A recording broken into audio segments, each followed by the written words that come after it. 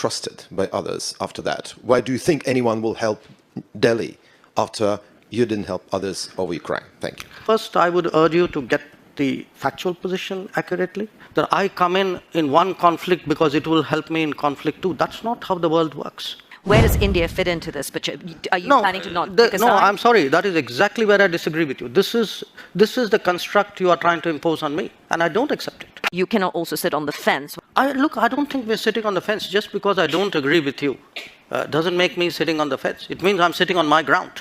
Dr. Jaishankar, with the Indian government essentially ignoring war crimes in Ukraine, not condemning Russia, not doing sanctions, you then expect, I'm totally sorry, I know what I do, with India counting on global support for in its struggle with China, its issues with China, how do you think you'll be trusted by others after that? Why do you think anyone will help Delhi after you didn't help others over Ukraine? Thank you. You know, it's an interesting question which you might, I mean, not you, meaning you personally, but people might want to ask themselves, because if I were to take Europe collectively, which has been singularly silent on many things which were happening, for example, in Asia, you could ask, why would anybody in Asia trust Europe on anything at all? So here's the take. I don't think, I mean, first of all, I think you're mischaracterizing our position, where they have, for example, when Bucha happened, we condemned Bucha, and we actually asked for an investigation into Bucha. In terms of what is happening with the Ukraine conflict, our position is very clearly that we favor an immediate cessation of hostilities. It's not that we've ignored it, unless you call phone calls to Putin and Zelensky as ignoring something. So first, I would urge you to get the factual position accurately. Secondly, in terms of the connection you are making, look, you know, we have a difficult relationship with China. We're perfectly capable of managing it. It's if I get global understanding and support, obviously it is of help to me. But this idea that I do a transaction, that I come in one conflict because it will help me in conflict too, that's not how the world works. So a lot of our problems in China have nothing to do with Ukraine, have nothing to do with Russia. They predate it. And there are, I mean, if we are getting into who is silent on what issue at what point of time, I could point to a whole lot of issues on which, as I said, I mean, Europe has sort of held its peace. So, I mean, it's a great polemical point you made. So I take it in that spirit. I think as a follow-up to that, a lot of the noises I've been hearing, both in the United States and here in Europe, is on a similar train, that you have a problem with China on the border. It's been going on for decades now.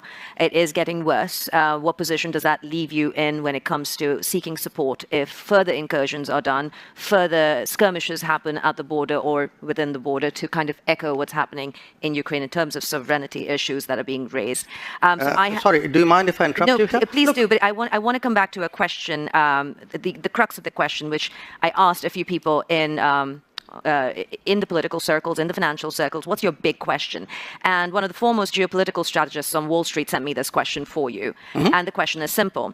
If and when the choice comes down to it, not today, not tomorrow, but in the future, and she strongly believes it will, for India, will it become, in terms of support, the US or China? And that will be kind of a defining moment that comes out of the situation that we face with Russia right now. Look, number one, why I wanted to interrupt you in a way. I mean, I'm partly reacting to the previous observation. You know, somewhere Europe has to grow out of the mindset that Europe's problems are the world's problems, but the world's problems are not Europe's problems. That if it is you, it's yours. If it is me, it's ours. I think that's something, and I see, reflections of that. Again, in terms of, there is a linkage today which is being made. A linkage between China and India and what's happening in Ukraine.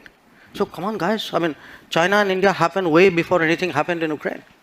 So the Chinese don't need a precedent somewhere else in the world on how to engage us or not engage us, or be difficult with us or not be difficult with us.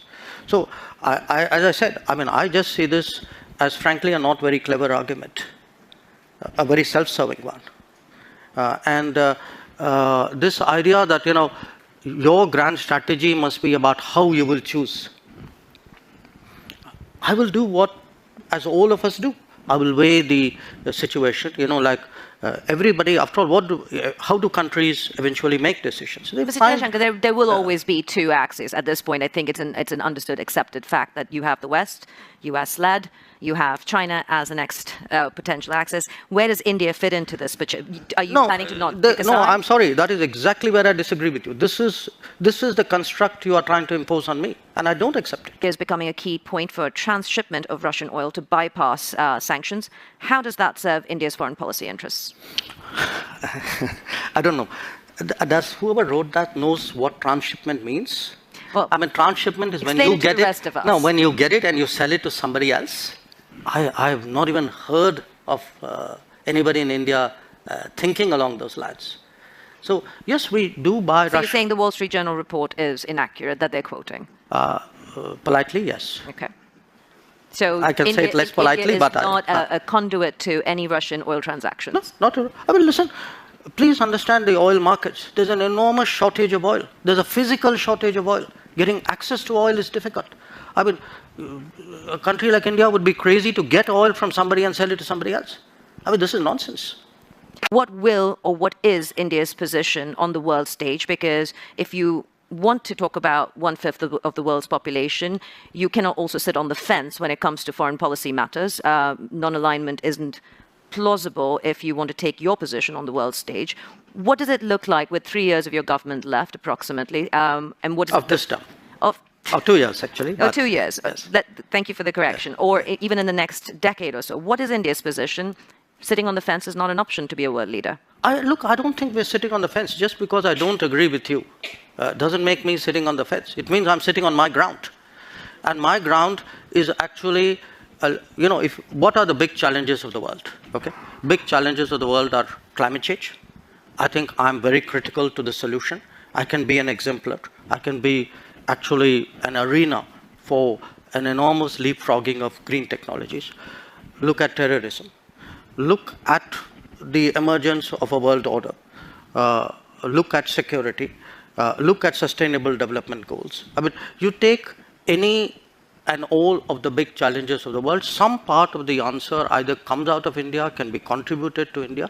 And again, I hate to say, it's a bit like a broken record, but look, a lot of things are happening outside Europe.